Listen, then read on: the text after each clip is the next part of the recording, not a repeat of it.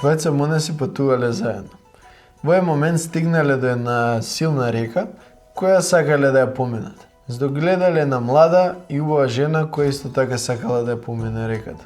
Жената ги прашала дали можат да ја помогнат да ја помине реката. Двајцата монаси се погледнале, бидејќи си дале завет дека нема никогаш да допрат жена. Во следниот момент, едниот монах ја дигнал жената, ја ставил на своите рамења, ја поминал реката, нежно ја спуштил на другата страна и продолжил со своето патување.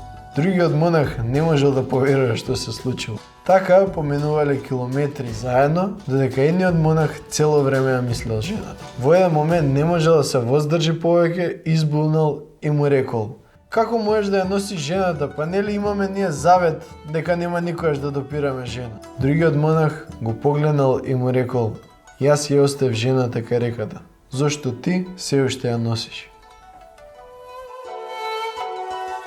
Здраво, пријатели! Добро дојавте во второто видео од низа од 4 видеа кои се приказни од мојот живот кои ми го промениле животот. Можеш да го гледаш ова засебно, ама подобро е сите 4 поред. Во минатото видео зборував за борбата на волците во мене, а ова видео е кога белиот волк прв пат победи одредена битка. После ова, животот ми тргна во друга насока. Остани до крај, на крајот мислам дека е златото на видеото.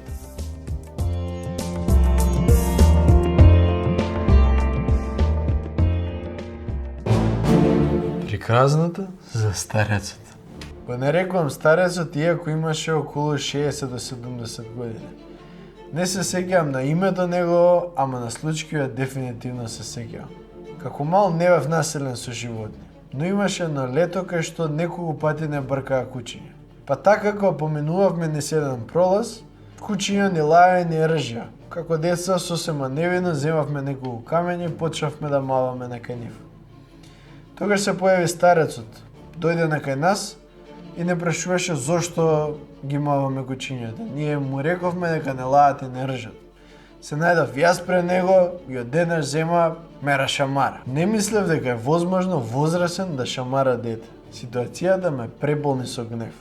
Прво, затоа што тоа беше сосема неправедно. Второ, затоа што од кога следеше расправија помеѓу татко ми и него, старецот имаше нула кајање во себе си. Тоа само ми го зголеми гневот во себе. Случката остана во мене, гневот остана во мене. Наврзо дознав која му е колата. Знаев и каде ја паркира. Со тоа, гневот си доби одредена форма во мене. Не го направив тоа што го наумив, барем не на почеток, поминаа неколку години. Колата беше близу мене, во моето мало, и често пати ја гледав. Кога и да поминав, мислев како ја кршам. Така поминаа 2-3 години, но гневот не поминуваше. Не знам по кој повод, ама тој период и правев еден муабет со татко ми. Ми кажуваше дека ако чувам гнев за некого, ако му се лутам на некого, дел од енергијата ми е заробена со тој човек и не можам да ја користам за некои други работи. Муабетот ми имаше смисла, се согласував, но едноставно не ми клапнуваше. И знаете тие моменти кога се согласувате со нешто, има смисла самиот муабет, но едноставно во пракса не можете тоа да го направите. Така ми беше и со тој муабет. Една вечер во склоп на околности, заедно со еден другар решивме дека ќе одиме и ќе искршиме колата на старецот. Не беше некој интелигентен план, затоа што беше околу 10-11 часот највечер, кога се уште имаше многу луѓе во малото. Од кога ги искршивме ретровизорите и светлата на колата, почна да не брка еден постар во мало, другарот го фатија, јас избегав. И оддалеку застанав и ја наблюдував ситуацијата. Дојде полиција, дојде старецот, дојде жена му, а другарот ми пиша порака дека го фатиле и дека нема ме каже. Не можев да оставам некој така, посебно за нешто што беше моја идеја. Среќа бевме деца, па целата ситуација не заврши во станица, заврши само со договор дека следниот ден ќе одиме кај старецот и ќе се договориме како да ја надокнадиме штетата. Следниот ден ни отидовме кај старецот, се договоривме дека ќе кажеме на нашите и ќе ја надокнадиме штетата. Смешно беше кога излеговме од таму, односно разговорот што го имав со другарот, бидејќи двајцата имавме различни татковци. Неговиот беше строг, а мојот беше со егеско потекло. Така да он ми рече: "Еј, слушај, абе, јас ќе најдам пари од некаде, ама не можам да му кажам на татко ми за ова." А јас му реков, ја па можам да му кажам на татко ми, ама пари не гледам од него. Иако сето тоа заврши, иако му е искршив колата, сепак тоа ни малце не ги смени чувствата во мене, односно гневот остана таму. Би сакал да ви кажам дека тоа беше драматичен момент, кога се случи тоа простување, но вистината е дека беше еден тивок, нежен момент. Беше момент на созревање, беше момент кај што случката, муабетот од татко ми, сето тоа си добие на целина, си созреа и едноставно гневот си падна во мене како јаболка зрела во септември. За прв пат во животот простив, вистински простив. Простувањето ништо не ми даде, баш напротив и ми зема. Она што ми го зема е гневот, ама кога гневот се трна, остана на празнина во мене. Таа празнина ми овозможи многу работи во животот. Бидејќи со таа празнина, вистински се отвори патот на трансформација во мене. А воедно, простувањето ми овозможи на сила во себе си. За да биде покорисно ова видео, сакам да ви ја представам динамиката на едно простување. Бидејќи верувам дека ако го разбереме процесот, многу полесно ќе простиме. А исто така, динамиката важи и за многу други аспекти од нашиот живот. Вистината е дека ние не простуваме на некому, туку се простуваме на себе си. Простување е процес на чистење на ѓубрето што сме го собрале низ текот на животот. Она што следува е малце метафизика, се надевам дека сте окей со тоа. Ке пробам комплицираното да го направам едноставно и за тоа ми е потребно да објаснам 3 збори. На англиски тие се alertness, awareness, consciousness, а на македонски свесност, свесност и свест. За жал трите ги користиме исто време. За некои работи јазикот ни е побогат, а за некои работи ни е посиромашен. За да може да ги користиме, ќе си дадам слобода да ги преведам, а тоа би биле будност, свесност, свест. Alertness или будност е она вообичаена будност, каде што преку 5 сетила можеме да ги приметиме работите околу нас. Awareness или свесност е едно ниво погоре. Тоа е можност да видиш низ работи. Пример, да приметиш дека некој е тажен, дека фалат предмети во собата, дека пролета доаѓа, дека денес имаш повеќе енергија од вчера.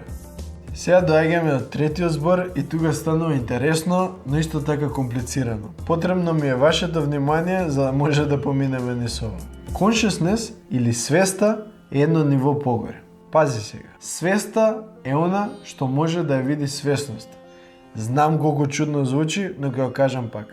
Свеста е можноста да ја видиме свесноста. Свеста е она внатрешно око што го имаме. И ова знам дека чудно звучи, ама во исто време знам дека сите ме разбирате што сакам да кажам. Сите имаме едно око преку кое си го гледаме животот. Да, го гледаме преку очите, ама во исто време имаме чувство како позади очите да има нешто друго. Како да имаме сведок кој ги сведочи сите наши сетила и настани во животот. Тоа око некогаш е будно, ама најчесто спие. Ако се вратиме во сите клучни моменти на трансформација кои сме ги имале во животот, ќе приметиме дека биле момент на свест, момент на увидување, момент на гледање на нешто за прв пат, иако тоа веќе било околу нас. Можеби после тоа следел некој мисловен процес кој направил заклучок за ситуацијата, но сепак самиот момент на трансформација бил тивок, без никакви зборови, само едноставен момент на увидување. Тоа е интересното со ваквите моменти. Тие не бараат труд. Тоа е причината зошто некои луѓе цел живот се борат со одредена навика, например цигари, а други луѓе за само еден момент ја оставиле таа навика за секогаш. Во борбата со некоја навика треба да вложиме труд за да не се вратиме на истата. Ама ако само за еден момент навистина увидиме од каде ни е таа и како вистински ни делува на телото и на умот, тогаш ќе оставиме за секогаш без никаков труд.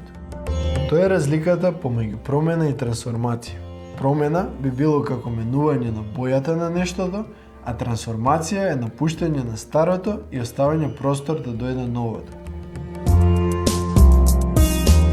Во некоја понатамошно видео ќе зборувам за како можеме да ги зголемиме тие моменти на свест, за да може полесно да се ослободиме од работи во нашиот живот. Какво беше вашето доживување на ова видео? Пишете во коментар. Исто така, дали сте имале некоја ситуација која ви го сменила вашиот живот. За да го видите следното видео, можете да кликнете тоа звончето под самото видео, а можете и да ме следите на Instagram, TikTok и Reddit. Знаете, дечки, за помош лайк, subscribe и share. Лайк, subscribe и можете да го споделите видеото. Се гледаме во некоја наредно видео. Мора, брат, мораш едно раче да пуштиш, не можеш така.